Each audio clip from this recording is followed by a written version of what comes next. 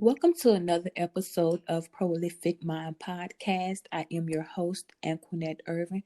Today, I have the opportunity to interview Dee Dee Chen. She has over 10 years of experience with clinical services. She is the owner of Miami Gardens Counseling Center.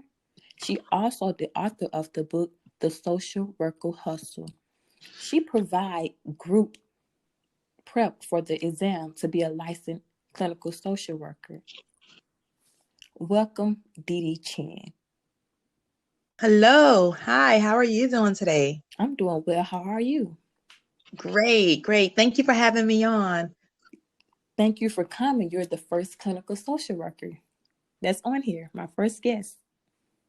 Awesome. So I want to let you all know how I met Dee Dee. Right after graduate school, I wanted to know other clinicians that was in the South area of like Miami and Fort Lauderdale so I could have someone to guide me of what to do as a mental health therapist and social worker. And I think it was a Black Therapist Rock.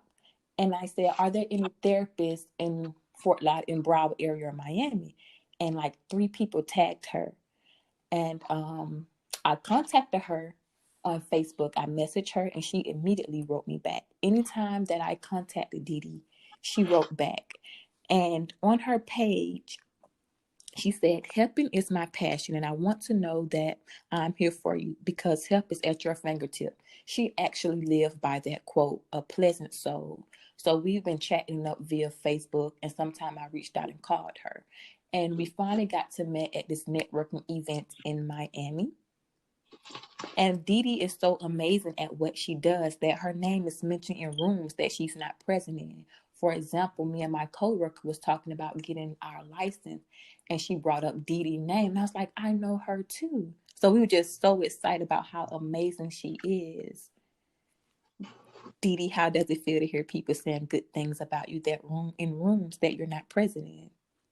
That is so really good. Thank you. Thank you. Thank you.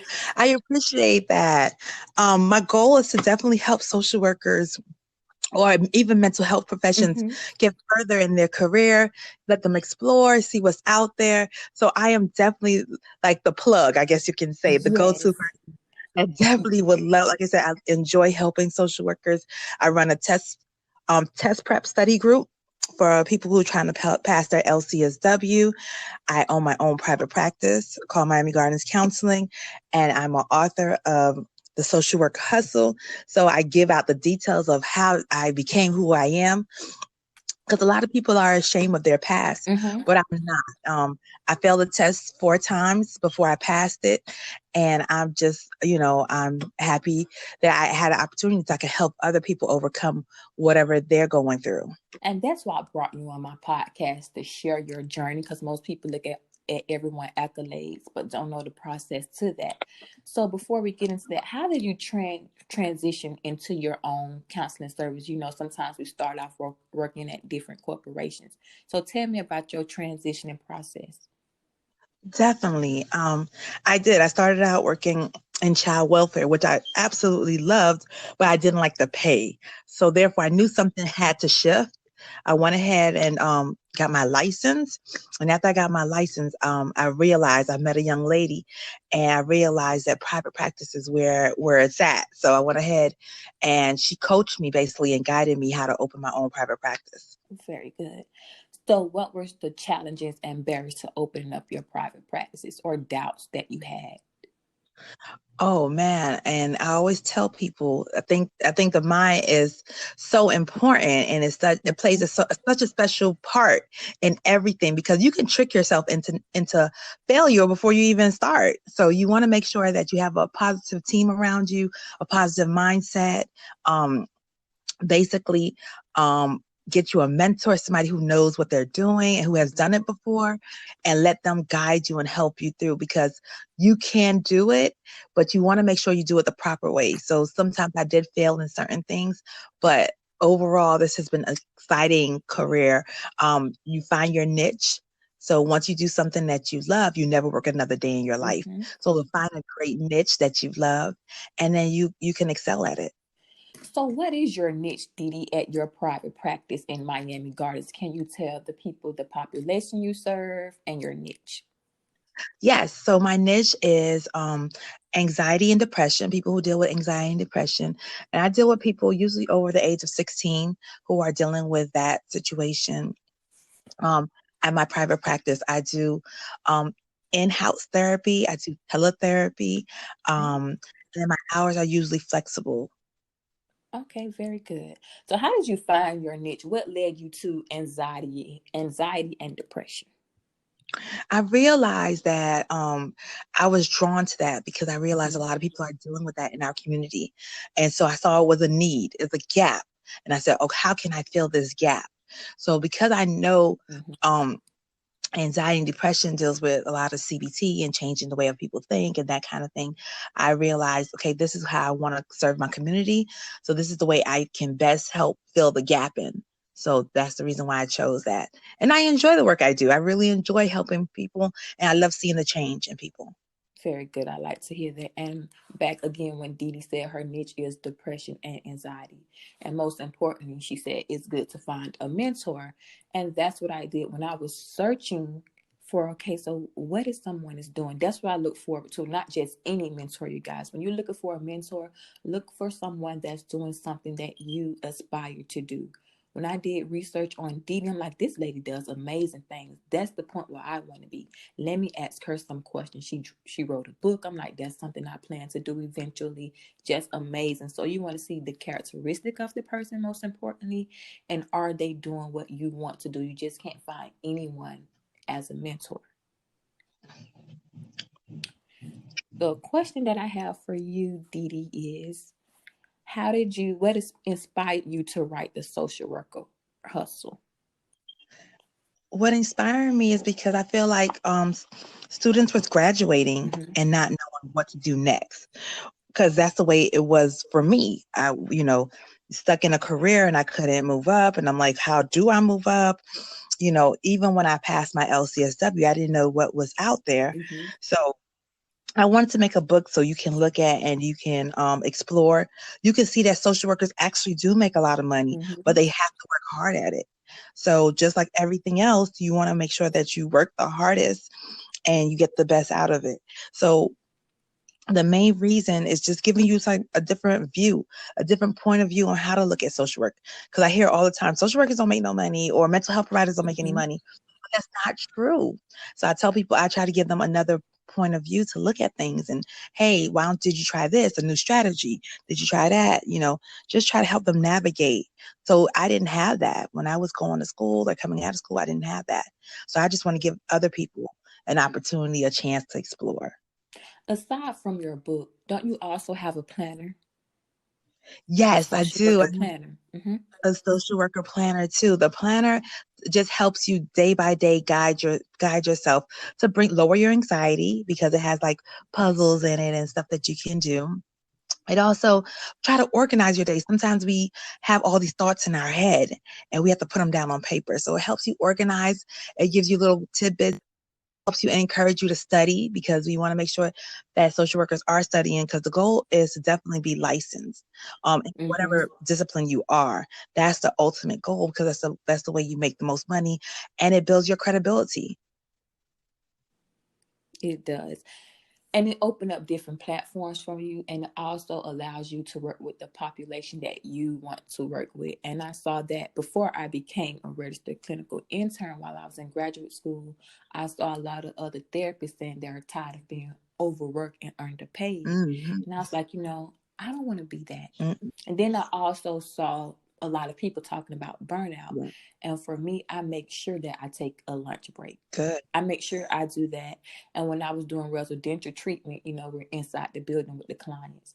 I'm the type of person I need to get out. So I made sure I had my lunch break. And you'll have like some techs or other workers say, well, we have so much to do. I can't take a lunch break. Like that time I have to have for myself. Good. I make sure that I take a lunch break. What was the journey like with taking your licensure? Can you speak on that? Yes, my journey was super hard because every time I failed, I felt like another blow was to my head. I felt really discouraged and despair. Mm-hmm. I felt like I was the only one doing it. I felt like nobody was with me. So that's why I created the test prep group, because I wanted people to have support, having that support, that comfort, that level of somebody understands. So I understand because I've been there before. So that's basically what we bring to the group. We bring that support, we bring that knowledge, we help you out with, doing your test. But I think it's just a community, because like I said, when I was doing Mm-hmm. mine, I had nobody to turn to, nobody to talk to. And it's weird. I just found my test papers the other day, Mm-hmm. like a year later before I took the test again, because I was so discouraged. And it's easy to get discouraged, but for people, you have to keep in mind, what is your end goal? And if your end goal is to have private practice, I told myself it don't matter how I want to be one and done, but if I fail the test, I'm going to take it as many times as I can, because I want to work for myself. When you work for yourself, it allows you to have freedom. And my goal is to have financial freedom and freedom to move how I want. But you can't do that when you work for someone else's company. And granted, entrepreneur and private practice is not for everyone. So we're speaking to the people that aspire to have their own private practice. Definitely. Entrepreneurship is hard, but it's very rewarding. Mm-hmm. It is really rewarding. It's very flexible, so you're able to work at your own schedule, and like I said, able to really make a change in the community. And I know that you have your own counseling service, and we're going through this COVID-19 crisis. Mhm. How did it affect you, if it did in any way? It, Or did you get more people because of this? yes, that's what I say. It's affected me in a good and a Mm-hmm. bad way, because I still have to pay my rent. But Okay. on the flip side, I was able to transition some people to teletherapy, and I'm also getting new people, because people are on edge. That's great. They're anxious. Their anxiety levels raised because they don't know what's coming next. So I'm here to help people who needs that extra help. And when you took that leap up into private practice, did you have any doubts or worried about, will I get enough of clients or anything like that? I did. At the beginning part, I was like, when would I get clients? How would I get clients? What would clients see? But like I said before, if you just know your niche, you know your market. Mm-hmm. And I always tell people, it's not what you know, it's who you know. So I go out and I market the Mm-hmm. community, let them know that I am here to help them out. And then the clients came pouring through the door. Good. And she said something that's important. It's not what you know, it's who you know. And it's also who know you. Hmm. Because if Dee Dee know who you are, and know that, for instance, you want to do anxiety and depression, she may can refer someone to you. Oh, I know someone that works with millennials and teens. So sometimes you have to put yourself out there and market. For me, I'm more of an introvert, but I knew what I wanted to do.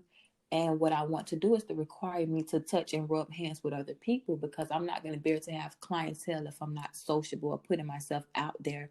So I had to step out of my comfort zone. And writing them on Facebook was outside of my comfort zone. Showing up to these meetings is stepping outside of my comfort zone. So sometimes you have to step outside of your comfort zone. And when you take that one step, everything will align and start coming to you. You don't have to go look for I agree. it. And my other question is, in the social work group, that the exam prep study group, what are some of the techniques, or what are the things you go through with them? Do it prep them for the exam, or are you providing emotional support, or do you get all of that in the exam prep group? I do. I try to provide all of that. So I do. I provide the study material.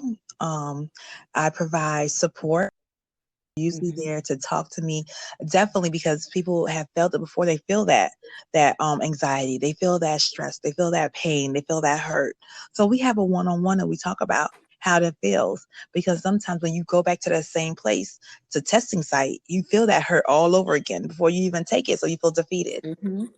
So I always tell people little tricks and tips on how to deal with their anxiety at the beginning. So I the first thing I always tell them is, don't tell anybody about your test date.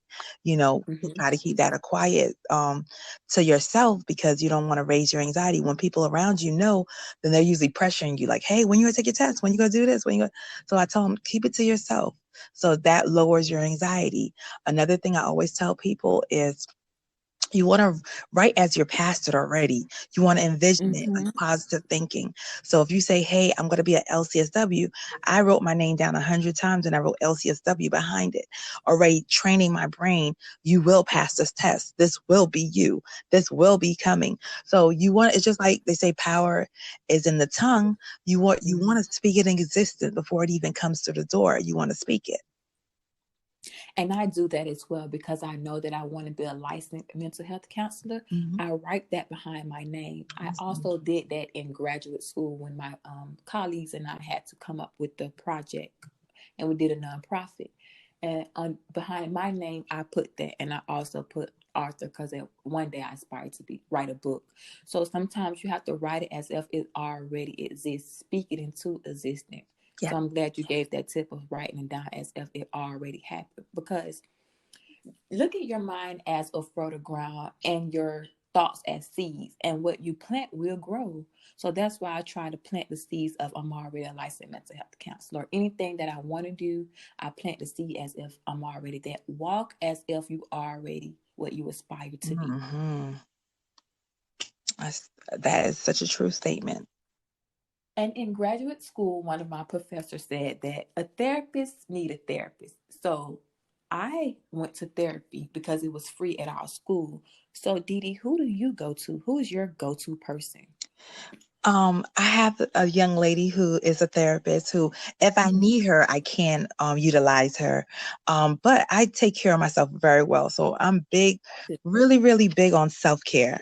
So I know you said that earlier, but that is like a big piece of my puzzle to take care of myself. I make sure I take care of myself. I make sure I meditate. I make sure I pray. I make sure that do stuff that makes me feel good. So even when stuff get poured into me and I have to pour it out, I make sure I do it properly and dispose of it properly. And a lot of people don't. They make it overwhelm them, get to them. But I am really good and I take it very serious, my self-care. So I think that has played a big part. So I really haven't had a chance to go out for therapy lately just because I've been practicing my self-care routine. So I really don't get burned out. Good, because if you don't take care of self, you can get burnt out. And it's like we're pouring into others. And this made me realize before I pour into others, I need to pour into myself. So now that my company is doing teletherapy, I'm allowed to have more time for myself. So I don't schedule clients until 12 now. Mhm. Other than that, I felt like I was always on the wheel running, but I did practice self-care because I would socialize with my friends. But now I have more time to read books and also exercise. So if you a social worker or mental health or any field, make sure you pour into yourself before you pour into others, or you'll feel depleted. Definitely. Are you in any social work organizations? Oh, I'm in several social work organizations. I'm a part of the National Black Association of Social Workers. I'm a Mm-hmm. part of Black Therapist Rocks. I'm a part of um, I'm a part of the leadership of NSAW. I'm part of Disability Rights, and I'm also part of Black Girls in Social Work. So I really Okay. enjoy working with the community. I really love being in these organizations because I get a chance to see what's coming next, what's new, what the community actually needs. So I like being out there. So speak to the social workers or in any field that has organization why it's important to join organizations that's in your field of study. Oh, What's the benefits? it's very important because one, you get a chance to see what everybody else is doing out there. So it's a great chance to network. So it's a chance for you to get your name out there. Also, it's a chance for you to know other people's name. Mm-hmm. So this helps with the networking piece. It also helps with your credibility. The more people know you, the better they are to refer people to you because they know you. Mm-hmm. They have that personal relationship with you. So it's kind of like a trust factor. Okay. So you're networking, you're meeting other people, and also like I guess I need to join one because I haven't joined any organization since school. While I was in school, I did ACA, American Counseling Oh, Association. yes. And with that, they provided us with free journals. So I think that would help us to be abreast of what was going on, whether it was with bipolar or Mhm. self-care or private practice. It covered different things. So in your organizations, did they provide you with any journals? Did you have conferences or do you attend any conferences? Yes, and especially because I own my own private practice, I usually attend a lot of conferences because I want to stay up to date with my niche. So I always want to Mm-hmm. stay with the new modalities, what helps best with anxiety and depression. So usually, if something comes up with if that's in my scope of practice, I'm usually there because I want to see what's the latest thing to help Good. my clients. My goal is to help my clients and serve my community the best way as possible. So yes, I do attend conferences, I do attend workshops. I make sure that I am on top of that because I do want to make sure that I help able to be effective. Okay. What barriers did you see as it relates to mental health? Like growing up, many people didn't talk about mental health, but right now it's in the forefront. What idea when you was younger, or what picture were painted about mental health Um, were in your family, and then we'll lead up to what's going on today because it wasn't talked about yes, and I think in that mine. in mine too. I think that's the same culture we had in my culture. Mm-hmm. We just never talked about it. You know, if we had somebody in the family that had a mental health um disease, we just never had a conversation. Disorder, we never talked about it. We just, okay, no, that person, you gotta leave that person alone, don't talk to that person, don't, you know. Mm-hmm. And it was like shamed. That person was shamed, guilt. We didn't like, let's not talk about that person. Let's. So I think they was ostracized out the family. They just didn't get a chance Mm-hmm. to interact with us. Which now that I am an adult, I wish they would have handled it definitely a little different. Or sometimes I think that people don't know what it is. And Right. that's why I wanted to do anxiety and depression because I think it's underdiagnosed in our community and people self medicate. Sometimes that's what you're seeing. Most people doing is self medicating. So if you have that friend or that coworker or anyone that you always see using drugs, they probably self medicating because most people turn to alcohol or marijuana because they don't know what they feeling is anxiety. So if you have, I'm pretty sure you heard of that as it relates to those two mental disorders. Definitely. That's definitely a reason why people do it because they trying to find a way to cope with it and they just can't find a way to cope. So therefore this is what they turn to. Mm-hmm. And with mental health, what are you doing now, like in the community? Aside from your Miami Gardens counseling service, do you volunteer? Do you run like a group for teen girls? What are some things you're doing outside of Miami Gardens counseling service? Outside of that, yes, I do volunteer. We volunteer with the National Black Association. They have a mentorship program for young female teens. We work with conjunction with the Seed School. So we go out every first Wednesday and just try to uplift them and talk about self-esteem and try to help them out because they will be the future one day. So we want to make sure that we're Mm-hmm. taking care of our teenagers to making sure that we're giving them the tools that they can to empower them so they can grow up and be great citizens in the society. Good, because we need the teams and they really need the help. Mhm. And we're going to go back to the license part. When you study for your test, what are some barriers that you saw preventing you from like passing the test? Was it study materials? Because sometimes most people don't know what to study. Well, I think it had a combination. I think I was studying old material, so yes, I got some new study material. But I think the main thing I would say is my anxiety, which at the time I didn't realize I had anxiety. It's just when I looking back at it, I said, "Oh my God, I really was just anxious about this test. I was really scared. I was very, very scared of this test. So I put it in my head already that I could not pass. There's no way I could pass." So when I changed my mindset, that's when I changed my test because I changed my mindset. I started getting help for my anxiety. I started tapping. I started reaching into different tools in my toolbox and helping myself out.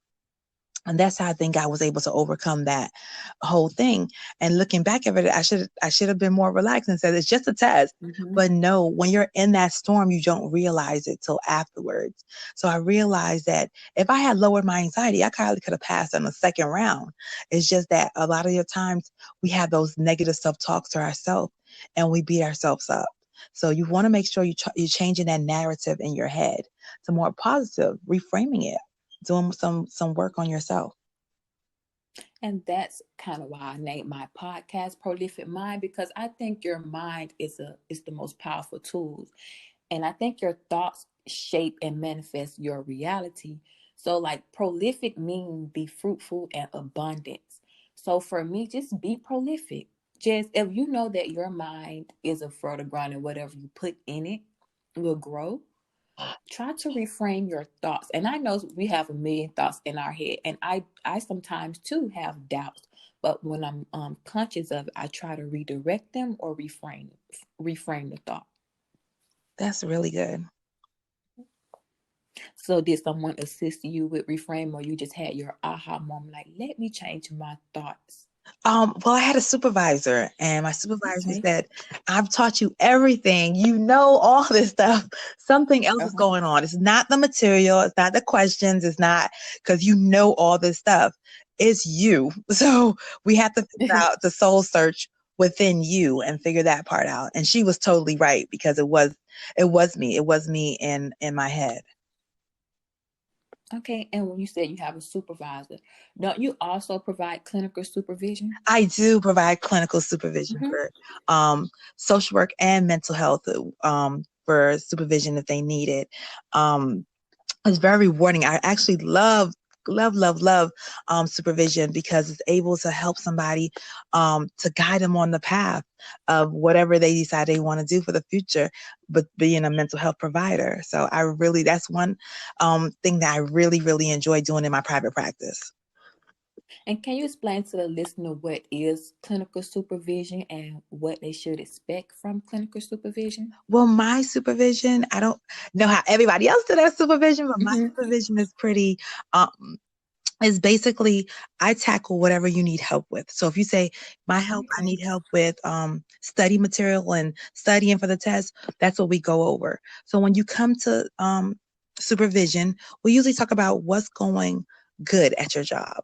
Then we talk about positive, we talk about what's going bad at your job, well, the Mm-hmm. negative part, to see if we can help you, if I can help you in any kind of way to tweak it. Because sometimes it's just, like I said, mind frame. So, and let you see it from a different point of view to see the reason why.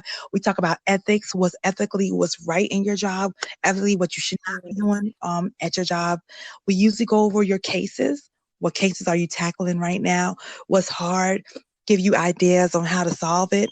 We do some role play, maybe if you're having an issue, a barrier with a client, we do a little role play. So it just depends on the student that I have, the intern that I have. So I figure out what is their need, and then, Mm-hmm. like I said, I try to fill that gap in their need. So some of my students, they come and they really just having a hard case, a difficult case. So we dissect that case together. Some of my students, they know, I'm really just having a problem with my test prep because I really have all this anxiety. So we just dissect that piece. What's making you anxious? I give you exercise. I give you homework. We go over vignettes, that kind of thing. So it just depends on what my client needs. Okay. So do you provide individual supervision, group, or both? Both. So what we do is Okay. we try to make sure we get 2 individual supervision a month, and then we have one group at the end of the month where usually all my supervisors get together, which is usually 6 people in a group, and we get together either at the library. Right now we're doing over Zoom because we can't social Mm-hmm. distance. So we do it over Zoom, and we just have a conversation about what's going on, what's your climate, how are you feeling, and then everybody gives their suggestions, their opinions. We go over the code of ethics to see if it's ethical that we're doing at their job, because we want to make sure that we follow that code of ethics. That's like our little Bible. So we want to make sure we're Mm-hmm. following all the rules and the guidelines. What? Because like most people have mentor, and they said it's good to have one. What advice did your mentor ever give you, or a quote, or anything that said that stuck with you? Oh, my mentor gave me so many quotes, so many advice. Um, One, she told me that basically you can't pour from an empty cup.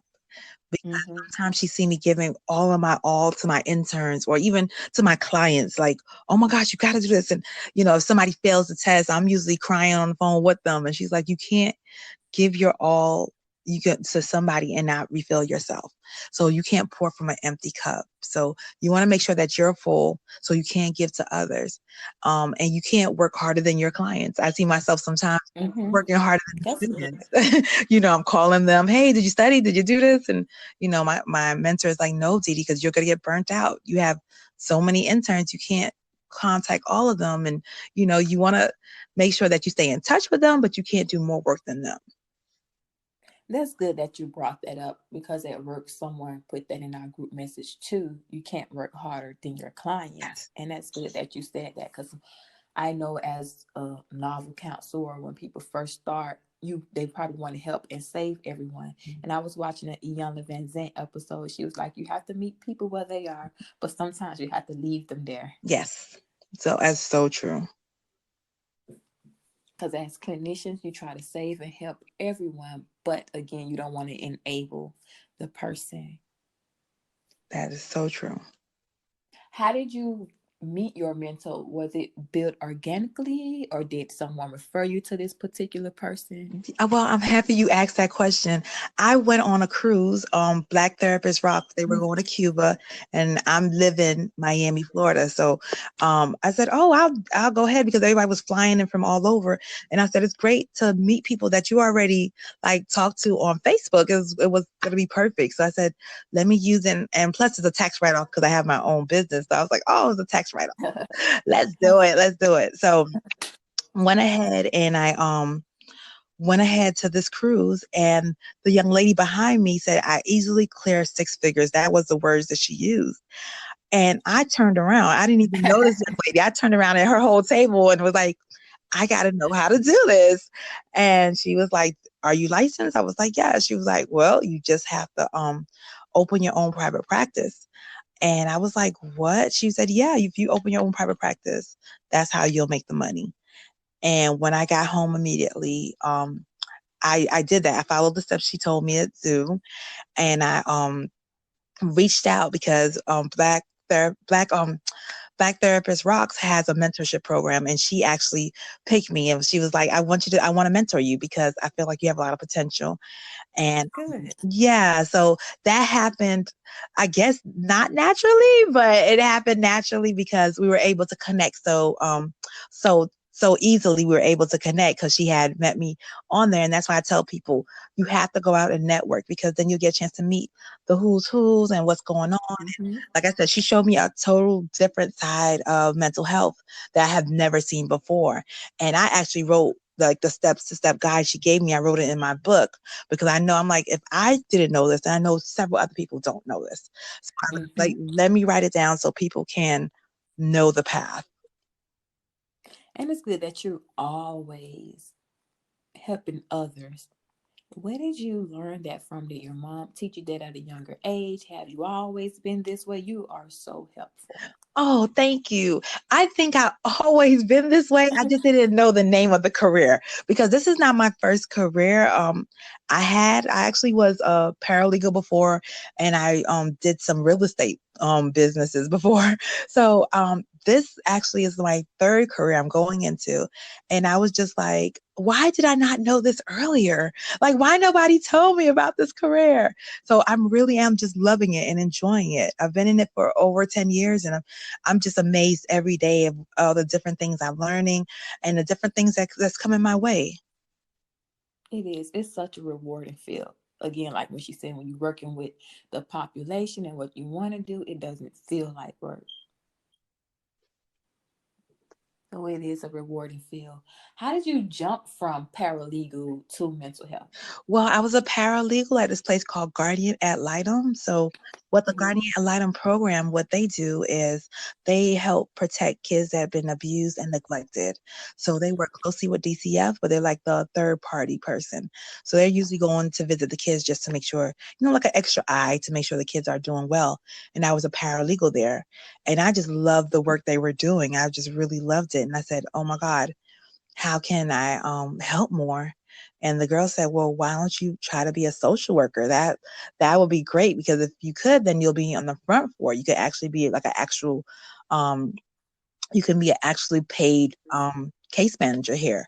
And I said, oh, let me try it. And I went ahead and I took the bachelor course and I loved it. And I said, oh no, I got to move higher than this. And I went for my master's. And after I finished my master's, I was like, okay, this is definitely where I want to be. And I ended up being in child welfare.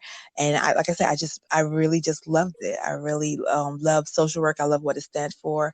I really just, I can't imagine myself being anywhere else, even to the point where this year, FAU, which is Florida Atlantic University, opened the door for me to be an adjunct professor there the next semester. So I'm looking forward to helping other young social workers pave that pathway. I'm glad you brought that up, because that's what I want to do. Okay. Once I get licensed, that's something that I tell my friends, some of them, that's what I'm interested in doing. Like once I get licensed, I would do like therapy and also an adjunct professor. Okay. I always wanted to be like some type of teacher, and I think that I'm also teaching and educating as well as it relates to mental health. You're teaching people how to, be a better version of themselves. I remember I was younger, I used to write on my TV and talk to my dogs. They was my students. I just always liked it, being a teacher, because that's the career that I saw growing up, like teachers or whatever. So that's what I wanted to be. That's what I'm going to do, an adjunct professor. Because I see like my professor does that. They have like their private practice, and they also a professor. Mm-hmm. So how did you balance that with being an owner of a private practice, running group, a clinical supervisor, and an adjunct professor? How do you balance all of this? I have a great support team. I cannot lie. I have an awesome support team on my whole crew. I have family support. I have a support team at Miami Gardens Counseling who I work with, a couple of other clinicians that I work with, and they are awesome. I mean, they really help me out with whatever I need. If anything happens, they're usually there to hop in and jump in right in. So I think that's great. You know what's crazy? You just told your story, but when I was younger, my mom always told me that she thought I was going to be a teacher, because I did the same thing. I always was on the board. She said, I always knew you were going to be a teacher. I was on the board, had my little dolls out, and I was teaching them something. And she said, yeah, you're going to be a teacher. She said, I knew you was going to be a teacher. Uh-huh. It's like, wow, that's so, it goes hand in hand. I guess social work. It go hand in hand. I'm like, well, I'm not getting away from what I'm doing when I'm young. I'm teaching my clients, I'm still teaching them. But I also want to be a teacher, adjunct professor. I don't want to be a teacher. I want to do secondary, not like elementary, middle school. I can't. I don't have the patience. But I want to be an adjunct professor. What class do you teach? Well, I'll be teaching groups and family for my semester coming up. But my goal is definitely to teach other fields, not other fields, but other subjects. Like I know for the fall, they said they're gonna put me in a elderly, to teach the elderly, because I do work with a lot of clients that are over the age of 65. So they deal with a whole different spectrum, what they deal with, issues that they're dealing with, because they're dealing with end of life issues. So they want me to come out there and do maybe a session with them and that kind of thing. And I'm glad that you shared that you're a master level clinician and you're also an adjunct professor, because most people have the idea that you have to get your PhD to become a professor. And it's different levels of the professor, because you can be an adjunct professor. I think with the PhD, they're more of associate and other things. And I used to tell them, well, I'm not going back for my PhD. I know I can do it as an adjunct professor with my master's. I see other people do it, and it's different. Everybody's story is different. The district is different. Every school have different requirements. So if that's something you're interested in, you have to do more research on it, but you can be a master level clinician and adjunct professor. That is correct. That is correct. A lot of people want to go back for their doctorates because they want to teach full time and this is what they love to do and they want to do the research behind it. But that's not me either. So I'm with you on that. I am definitely a people's person. So I like to be in the community. I want to serve the people. I am not the research person, the variables person to go back and do the research and all that stuff. Graduate school was enough. I said, I'm not going back for my PhD. I'm ready to get out here and just do the work.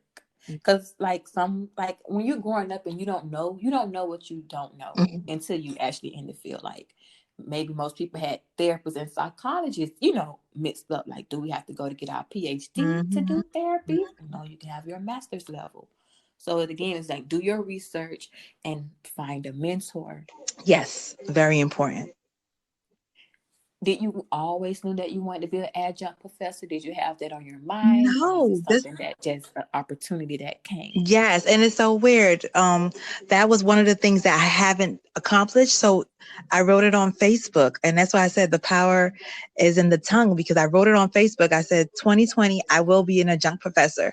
I wrote that on Facebook, and somebody saw it. Somebody important saw it, and they called me and they said, hey, we have positions about to be opening. We want you to apply. And I went ahead and applied, and they hired me. So it was like crazy how it just fell in my lap. I knew it was something that was on my bucket list because I didn't do it before, but I didn't know it was going to happen this quick, and I didn't know how to even attain it.